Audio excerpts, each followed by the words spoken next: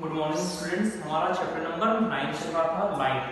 अभी तक हमने लाइट में पढ़ा law of reflection, law of refraction. उसके साथ हमने देखा था regular reflection and diffused reflection, जिसमें रेगुलर रिफ्लेक्शन था हमारा रिफ्लेक्शन एक स्मूथ सरफेस की हेल्प से हो रहा था, तो उसे हमने नाम दिया था रेगुलर रिफ्लेक्शन।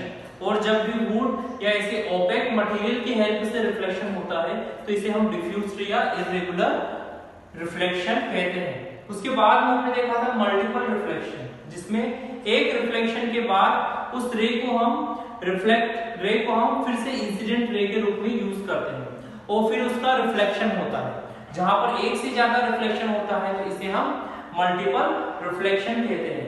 ये हमने देखा था पेरिस्कोप में, जहां पर हमने 2 मिरर्स को 45 डिग्री के एंगल पर प्लेस किया था, जहां पर एक बार लाइट रिफ्लेक्ट होने के बाद दूसरे मिरर के लिए इंसिडेंट रे का वर्क कर रही थी, फिर वापस रिफ्लेक्ट हो रही थी। इसके बाद हमने देखा dispersion of light. Dispersion of light में हमने देखा कि कैसे एक वाटर की ड्रॉपलेट एक प्रिज्म की तरह वर्क करती है और लाइट को 7 कलर्स में स्कैटर्ड करती है। जो हमें रेनबो दिखाई देता है वो किसके कारण होता है? डिस्पर्सन ऑफ लाइट के कारण। अब हमारा टॉपिक है द ह्यूमन आई, मानव नेत्र। आप देख सकते हैं कि हमें एक बहुत ही इंपॉर्टेंट ऑर्गन मिला है नेचर की तरफ से, जिसकी हेल्प से हम इस वर्ल्ड को देख पाते हैं। वो ऑर्गन है हमारा आई, मानव नेत्र, ह्यूमन आई, जिसकी हेल्प से हम हमारे चारों ओर देखने में कैपेबल हैं। अब हम देखेंगे कि ये जो ह्यूमन आई है ऐसे कौन कौन से पार्ट्स से मिलकर बनी हुई है जिनकी हेल्प से हम किसी भी ऑब्जेक्ट को देखने के लिए कैपेबल होते हैं। तो जो हमारी आई है ये भी डिफरेंट पार्ट्स से मिलकर बनी हुई है। The human eye is spherical and slightly flattened from front to the back. जो हमारी आई है इसका जो शेप है सर्कुलर नहीं है, ये स्फेरिकल है और कुछ एरिया में ये कैसी है? फ्लैटेंड है। थोड़ा इसका एरिया क्या है? फ्लैटेंड है, जहां पर हमारी ये ऑप्टिकल नर्व होती है जो हमारी आई से मिलने वाले सिग्नल को इलेक्ट्रिकल सिग्नल में कन्वर्ट करके ब्रेन तक पहुंचाती है, जिससे हमें किसी भी ऑब्जेक्ट का इमेज दिखाई देता है। तो हम देखते हैं कि the wall of I is composite from 3 distinct layer. जो हमारी आई है ये भी 3 डिस्टिंक्ट लेयर से मिलकर बनी होती है। मींस एक लेयर के ऊपर दूसरी लेयर है, दूसरी लेयर के ऊपर थर्ड लेयर है। तो ये लेयर कौन कौन सी है? पहली है स्क्लेरॉइड, पहली लेयर को हम क्या कहेंगे? स्क्लेरॉइड। सेकंड है choroid and third is retina, जहां पर हमें किसी भी ऑब्जेक्ट का इमेज मिलता है। तो सबसे पहले हम देखते हैं स्क्लेरॉइड में, it is the outermost layer that is dead, tough and white except in front of where it is transparent। हम देखते हैं जो हमारी ये आई है इसकी जो आउटर मोस्ट लेयर है वो डेड होती है, मींस उसमें किसी भी प्रकार का ब्लड सर्कुलेशन नहीं होता है। क्यों? क्योंकि ये सबसे आउटर मोस्ट लेयर है, तो इसलिए इस लेयर को सबसे ज्यादा हार्ड होने की जरूरत होती है। क्यों? क्योंकि जब ये आउटर मोस्ट लेयर हार्ड होगी तभी हमारी आई को प्रोटेक्शन मिलेगी, क्योंकि जो इसके अंदर लेंस और रेटिना होता है ये काफी सॉफ्ट होते हैं, जिनकी हेल्प से हम किसी भी ऑब्जेक्ट को कैप्चर कर पाते हैं और कैपेबल होते हैं देखने के लिए।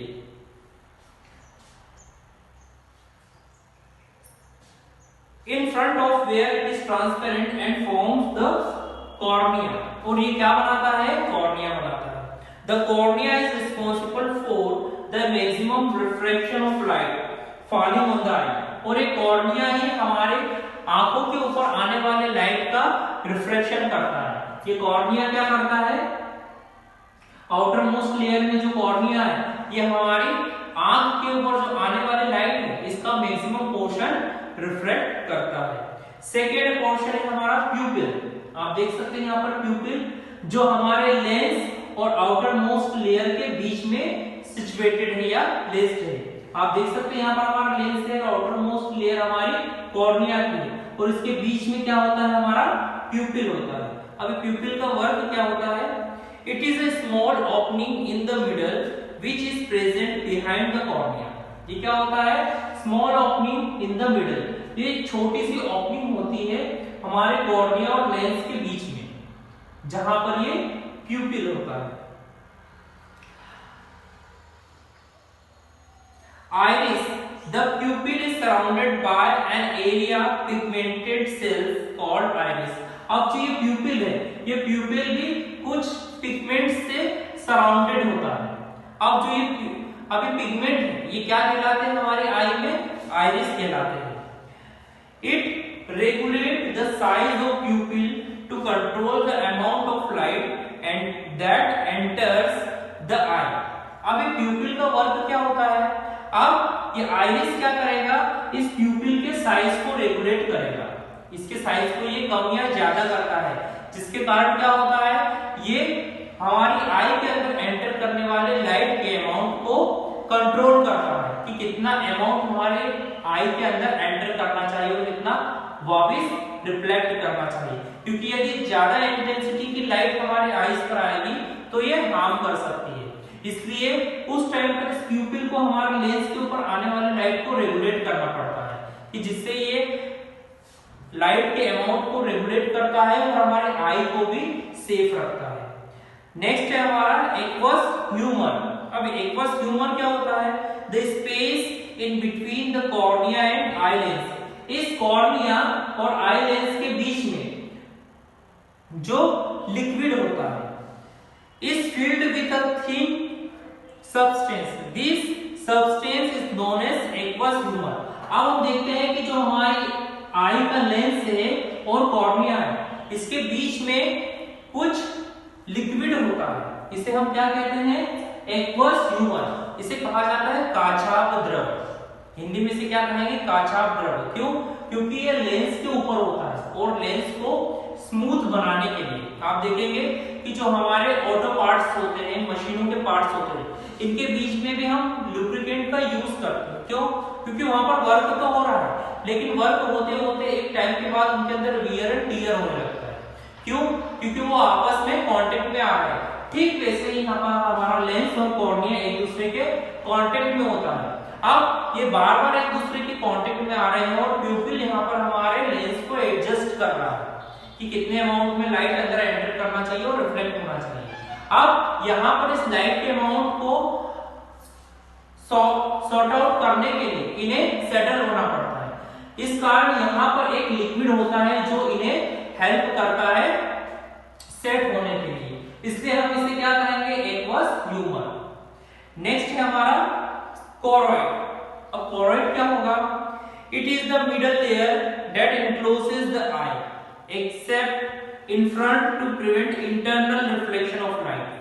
अब ये कोरोइड क्या करता है? अब जैसे ही लाइट हमारी आई के अंदर एंटर करती है तो यहाँ पर भी एक लेंस होता है। अब जैसे हमारे आई के अंदर लाइट एंटर किया, तब लाइट अंदर एंटर करने के बाद हो सकता है कि इस लेंस के कारण इंटरनल रिफ्लेक्शन हो। इंटरनल रिफ्लेक्शन एक ऐसी कंडीशन होती है जिसमें लाइट बार बार रिफ्लेक्ट होती है और उसकी इंटेंसिटी काफी ज्यादा हो जाती है, जो ऑप्टिकल फाइबर्स में होता है। लेकिन यहाँ पर यदि टोटल इंटरनल रिफ्लेक्शन होगा तो यहाँ पर लाइट की इंटेंसिटी बढ़ जाएगी, तो हो सकता है कि हम कैपेबल ना हो इमेज देखने के लिए। इसलिए कोरोइड क्या करता है? ये हमारे लेंस के अंदर टोटल इंटरनल रिफ्लेक्शन को रोकता है, इससे हमें प्रिवेंट करता है। It is live and well supplied with blood vessels. अब इस कोरोइड में क्या होता है? ब्लड का सर्कुलेशन होता है। ब्लड सर्कुलेशन के कारण ही कोई भी सेल ग्रोथ करने में कैपेबल होता है, इसलिए यहाँ पर इस कोरोइड की हेल्प से ही ब्लड का सर्कुलेशन होता है। नेक्स्ट है हमारा ब्लाइंड स्पॉट ऑफ द आई। आप देखेंगे हमारी आई के बीच में एक ब्लाइंड स्पॉट होता है। It is the region of retina that lies in front of optical nerve without cone और rod cells and hence without vision. तो ये जो हमारा blind spot of the eye है, इसका हमारी आई के इमेज से कोई भी लेना देना नहीं होता है, क्योंकि ये कैपेबल ही नहीं होता है लाइट को कैप्चर करने के लिए। नेक्स्ट है हमारा इस आई का सबसे इंपॉर्टेंट पार्ट रेटिना, जहां पर हमें इमेज मिलता है। It is the inner most delicate and complex layer mode of road and cone cells. ये किससे मिलकर बना होता है? बहुत सारे रोड और कोन सेल्स से मिलकर बना होता है। These cells activate themselves depending on the intensity of light reaching the retina। अब ये रोड एंड कोन जो सेल्स होते हैं, इनके अंदर एक ऐसी कैपेसिटी होती है कि ये लाइट की इंटेंसिटी को कंट्रोल कर सकते हैं कि वो कितने अमाउंट में एंटर करेगा। The cone cells are active when the light is bright। जब भी जो हमारी आईज के ऊपर आने वाली लाइट यदि ब्राइट है तो उस समय कोन सेल्स एक्टिवेट होते हैं। While the rod cells are active when the light is dim। और जब लाइट जो हमारे आईज की ओर आती है तब रोड सेल्स एक्टिवेट होती है। मींस इनका वर्क क्या होता है?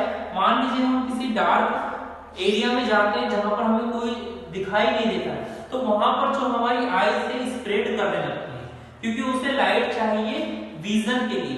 तो वहां पर लाइट इसलिए डिम है, तब हमारी आईज के अंदर कौन सी सेल्स एक्टिवेट होंगी? Rod cells. लेकिन हम देखते हैं कि यदि बहुत तेज लाइट में हम जा रहे हैं, दोपहर का समय है जहां पर काफी ब्राइट लाइट है, तो वहां पर हमारी आंखें धीरे धीरे सिकुड़ने लगती है, श्रिंक करती है। क्यों? क्योंकि वहां पर हमें ज्यादा इंटेंसिटी की लाइट नहीं चाहिए क्योंकि ये हमारे आईज के लिए हार्मफुल होता है। तो उस समय कोन सेल्स एक्टिवेट होते हैं। मींस रेटिना पर भी दो टाइप के सेल होंगे, एक कोन सेल और कोन सेल्स और rod cells. The nerve fiber from these cells carry the impulses of image formed on retina to the brain through the optical nerve। अब यहाँ पर हम देखते हैं कि हमारे रेटिना से ही क्या लगी हुई है? ऑप्टिकल नर्व लगी हुई है। इस नर्व का वर्क क्या होता है? जैसे ही हमारे आईज या कहें रेटिना के ऊपर इमेज बनता है तो इसे इलेक्ट्रिकल सिग्नल्स में कन्वर्ट करते हैं, और यही इलेक्ट्रिकल सिग्नल्स कहाँ जाते हैं? हमारे ब्रेन में, जो इंफॉर्मेशन देते हैं कि हमारी आई के सामने किस ऑब्जेक्ट की इमेज बन रही है। तो आज हमने हमारा the human I totally cover किया, जिसमें हमने डिफरेंट कंपोनेंट्स देखे जिनकी हेल्प से हम कैपेबल होते हैं किसी भी ऑब्जेक्ट की इमेज बनाने के लिए और उसे देखने के लिए।